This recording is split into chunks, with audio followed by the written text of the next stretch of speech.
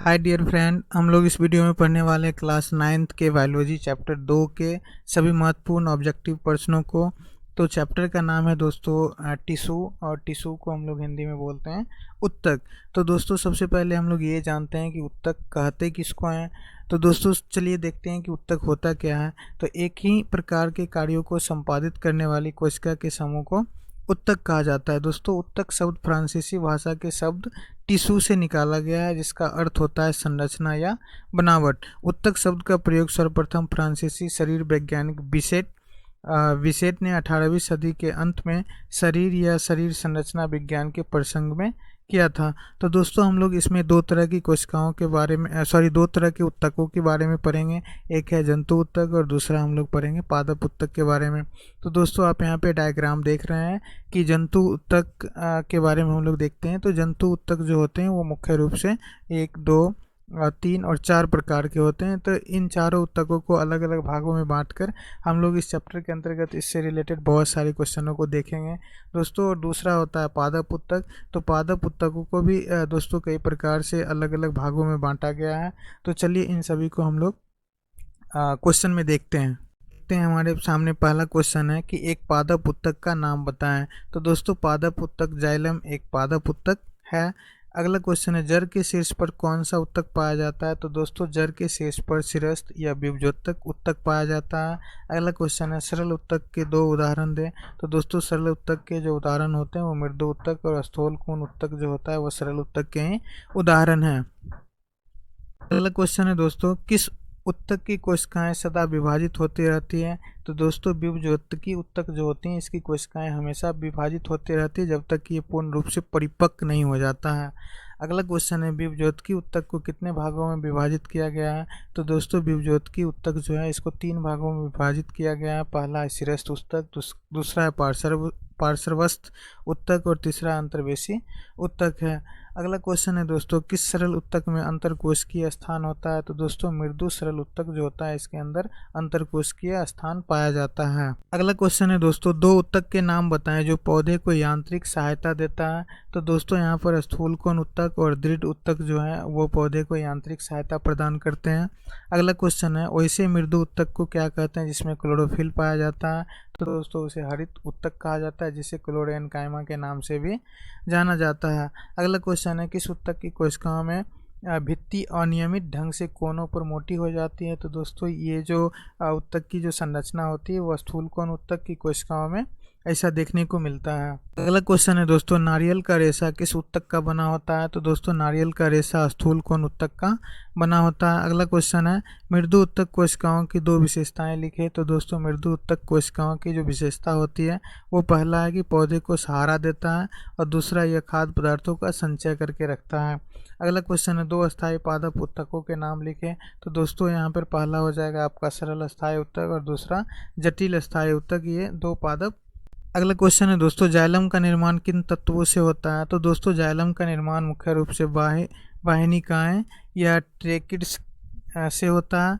दूसरा होता है वाहिकाएं, तीसरा है जाइलम तंतु और चौथा है जाइलम मृदु उत्तक। इन चारों प्रकार की उत्तकों के संयोग से जाइलम उत्तक का निर्माण होता है।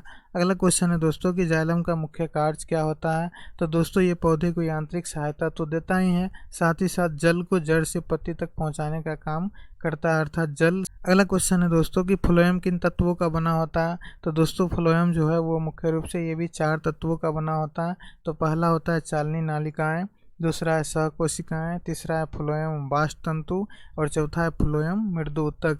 इन सभी उत्तकों के संयोग से फ्लोएम उत्तक का निर्माण होता है। अगला क्वेश्चन है दोस्तों किस उत्तक द्वारा पौधे में खाद्य पदार्थ का संवहन होता है।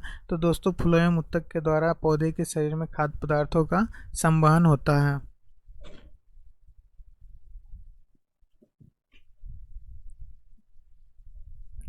अगला क्वेश्चन है दोस्तों किन्हीं 2 प्रकार के एपिथेलियम उत्तक का नाम लिखें।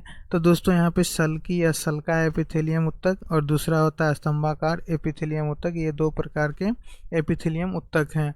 अगला क्वेश्चन है त्वचा की सतह पर किस प्रकार की एपिथेलियम उत्तक पाई जाती है। तो दोस्तों ये त्वचा की सतह पर मुख्य रूप से सल्का एपिथेलियम उत्तक पाया जाता है। अगला क्वेश्चन है दोस्तों पक्षमाभी एपिथेलियम की सिलिया में होने वाली गति को क्या कहा जाता है? तो दोस्तों पक्षमाभी एपिथेलियम की सिलिया में होने वाली गति को सिलिया गति के नाम से ही जाना जाता है। अगला क्वेश्चन है दोस्तों कि संयोजी उत्तक के 2 उदाहरण दें। तो दोस्तों संयोजी उत्तक के उदाहरण में एरियोलर उत्तक और एडिपोज उत्तक मुख्य हैं। अगला क्वेश्चन है संयोजी उत्तक कितने प्रकार के होते हैं, उसका नाम लिखे। तो दोस्तों संयोजी उत्तक मुख्य रूप से 3 प्रकार के होते हैं। पहला होता है वास्तविक संयोजी उत्तक, दूसरा है कंकाल उत्तक और तीसरा है तरल उत्तक या इसे संवहन उत्तक के नाम से भी जाना जाता है। अगला क्वेश्चन है दोस्तों एरियोलर उत्तक में पाए जाने वाले 2 प्रकार के कोशिकाओं का नाम लिखें। तो दोस्तों एरियोलर उत्तक के अंतर्गत पाए जाने वाले जो कोशिका होती है उसमें पहला कोशिका है फाइब्रोब्लास्ट और दूसरा कोशिका होता है हिस्टोसाइट्स। अगला क्वेश्चन है दोस्तों एडिपोज उत्तक में पाए जाने वाले संचित भोज्य पदार्थ क्या होते हैं? तो दोस्तों वसा जो होता है वो मुख्य रूप से एडिपोज उत्तक में पाए जाने वाले संचित भोज्य पदार्थ होते हैं। अगला क्वेश्चन है अस्थियों में मांसपेशियों से जोड़ने वाला उत्तक क्या कहलाता है? तो दोस्तों अस्थियों को मांसपेशियों से जोड़ने वाला जो उत्तक होता है उसे टेंडन के नाम से जाना जाता है। अगला क्वेश्चन है दोस्तों अस्थि को अस्थि से जोड़ने वाला उत्तक क्या कहलाता है? तो दोस्तों अस्थि को अस्थि से जोड़ने वाला जो उत्तक होता है उसे लिगामेंट के नाम से जानते हैं। अगला क्वेश्चन है 2 मुख्य प्रकार के कंकाल उत्तक का नाम लिखे। तो दोस्तों उपास्थि उत्तक और अस्थि ये 2 मुख्य प्रकार के कंकाल उत्तक हैं। अगला क्वेश्चन है उपास्थि उत्तक के मैट्रिक्स में पाए जाने वाली कोशिकाएं क्या कहलाती है? तो दोस्तों ये केंद्रीय ब्लास्ट कहलाती है। यहाँ पे ब्लास्ट लिखा हुआ है, केंद्रीय ब्लास्ट कहलाती है ये। अगला क्वेश्चन है दोस्तों 2 प्रकार के तरल संयोजी उत्तक का नाम लिखे। तो दोस्तों रुधिर जिसे ब्लड कहा जाता है और प्लाज्मा ये 2 प्रकार के तरल संयोजी उत्तक हैं। अगला क्वेश्चन है रक्त के प्लाज्मा में पाए जाने वाले 3 प्रकार की रुधिर कणिकाएं कौन कौन सी होती है? तो दोस्तों रक्त की जो प्लाज्मा में पाए जाने वाले रुधिर की कणिका होती है वो होती है लाल रुधिर कण जिसे आरबीसी के नाम से जाना जाता है। दूसरा होता है श्वेत रुधिर कणिकाएं जिसे डब्ल्यूबीसी के नाम से जाना जाता है और तीसरा होता है प्लेटलेट्स। अगला क्वेश्चन है दोस्तों शारीरिक अंगों में गति किस प्रकार के उत्तक के कारण होता है? तो दोस्तों मानव शरीर में जो अंग होते हैं उसमें जो गति पाई जाती है वो मुख्य रूप से पेशी उत्तक के कारण होती है। अगला क्वेश्चन है दोस्तों कि समान उत्पत्ति तथा समान कार्यों को संपादित करने वाली कोशिका के समूह को क्या कहा जाता है? तो दोस्तों आप सभी को पता होगा कि समान उत्पत्ति और समान कार्यों को संपादित करने वाली कोशिकाओं के समूह को उत्तक कहा जाता है। अगला क्वेश्चन है तने की चौड़ाई में वृद्धि किन उत्तकों के निर्माण से होती है? पार्श्वस्थ विभजोत्की उत्तक के कारण होता है। अगला क्वेश्चन है पत्तियों के आधार पर या टहनी के पर्व के दोनों ओर पाए जाने वाले उत्तक को क्या कहा जाता है? तो दोस्तों इसे अंतर्वेशी या अंतर्विष्ट उत्तक के नाम से जाना जाता है। अगला क्वेश्चन है दोस्तों अस्थायी उत्तक का निर्माण किस उत्तक की वृद्धि के फलस्वरूप होता है? तो दोस्तों ये अंतर्वेशी या अंतर्विष्ट उत्तक की वृद्धि के कारण ही अस्थायी उत्तक का निर्माण होता है। अगला क्वेश्चन है सरल अस्थायी उत्तक किस प्रकार की कोशिकाओं का बना होता है? तो दोस्तों सरल अस्थायी उत्तक समरूप कोशिकाओं का बना होता है। अगला क्वेश्चन है जलीय पौधे में मुख्यतः किस प्रकार का उत्तक पाया जाता है? तो दोस्तों जलीय पौधे जो होते हैं उसमें वायु उत्तक पाया जाता है, इसे एरेनकाइमा के नाम से जाना जाता है। अगला क्वेश्चन है दोस्तों जलीय पौधे में मुख्यतः किस प्रकार का उत्तक पाया जाता है? तो दोस्तों ये क्वेश्चन रिपीट हो गया है। तो जलीय पौधे में वायु उत्तक या इसे एरेनकाइमा के नाम से जाना जाता है, ये उत्तक पाया जाता है। अगला क्वेश्चन है किस उत्तक की कोशिकाएं मृत, लंबी, संकरी तथा दोनों सिरों पर नुकीली होती है? तो दोस्तों ये दृढ़ उत्तक होता है जिसे स्क्लेरेनकाइमा के नाम से जाना जाता है। अगला क्वेश्चन है शुष्क स्थानों पर पाए जाने वाले पौधे में एपिडर्मिस की कोशिकाओं के ऊपर किसकी परत होती है? तो दोस्तों शुष्क स्थानों पर पाए जाने वाले जो पौधे होते हैं उसकी एपिडर्मिस की कोशिका के ऊपर क्यूटिकल्स की परत पाई जाती है। अगला क्वेश्चन है डियर कि क्या कॉर्क कोशिका में जीव द्रव्य पाया जाता है? तो इसका आंसर होगा कि नहीं पाया जाता है। तो कॉर्क कोशिका में जीव द्रव्य नहीं पाया जाता है। दोस्तों कॉर्क कोशिका वैसी कोशिका होती है जैसे कि मान लीजिए ये पौधे हैं, पौधे के ऊपर जो छोटे छोटे छाल पड़ जाते हैं और सूख कर जो करे हो जाते हैं, इन करे आवरण को एक कॉर्क कोशिका के नाम से जाना जाता है। अगला क्वेश्चन है 2 या 2 से अधिक प्रकार की कोशिकाओं से बने उत्तक को क्या कहते हैं? तो दोस्तों 2 या 2 से अधिक प्रकार की कोशिकाओं से बने उत्तक को जटिल अस्थायी उत्तक के नाम से जाना जाता है। अगला क्वेश्चन है डियर की जाइलम एवं फ्लोएम मिलकर किसका निर्माण करते हैं? तो दोस्तों जाइलम और फ्लोएम मिलकर एक संवहन बंडल का निर्माण करते हैं। तो संवहन बंडल इसका सही आंसर है। अगला क्वेश्चन है दोस्तों सहकोशिकाएं चालनी नालिका के किस भाग में अवस्थित रहती है? तो दोस्तों ये पार्श्व भाग में रहती है, अर्थात ये ऊपरी भाग में पाई जाती है। अगला क्वेश्चन है, किस तंतु ऊतक की कोशिकाएं फर्श या दीवार पर लपटी चपटी ईंट की तरह दिखाई देती है? तो ये सल्की या सल्काव एपिथेलियम ऊतक इस प्रकार की दिखाई देती है।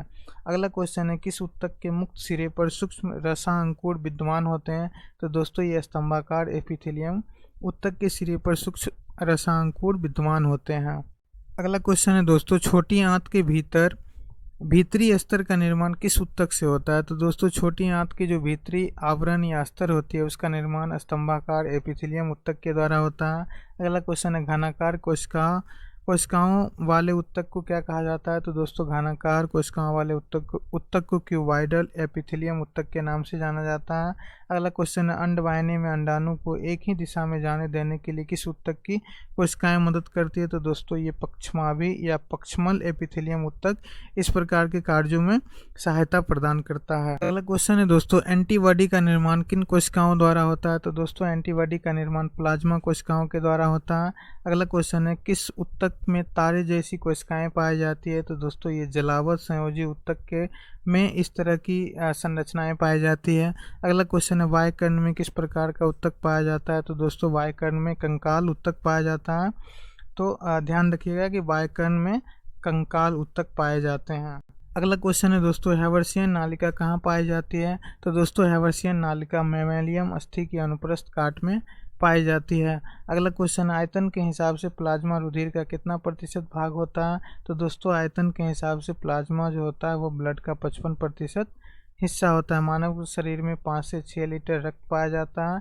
दोस्तों मानव शरीर में 65 से 70% जो होता है वो जल पाया जाता है। दोस्तों मानव शरीर में भार के अनुसार उसके भार का कुल 10% जल पाया जाता है। अगला क्वेश्चन है दोस्तों, किस प्रकार की रुधिर कोशिकाओं में केंद्रक नहीं पाया जाता है? तो दोस्तों लाल रुधिर कोशिकाएं जो होती है इसमें केंद्रक नहीं पाया जाता है। अगला क्वेश्चन है दोस्तों, लाल रुधिर कणिकाओं में पाए जाने वाले प्रोटीन रंजक को क्या कहते हैं? तो दोस्तों लाल रुधिर कणिकाओं में जो पाया जाने वाला प्रोटीन होता है उसे हम लोग हीमोग्लोबिन के नाम से जानते हैं। हीमोग्लोबिन के कारण ही रक्त का रंग लाल होता है और हीमोग्लोबिन का जो कार्य होता है वो हमारे शरीर में ऑक्सीजन का परिवहन करना होता है।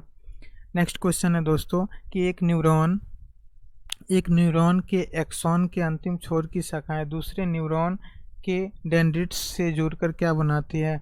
तो दोस्तों ये सिनेप्स बनाती है।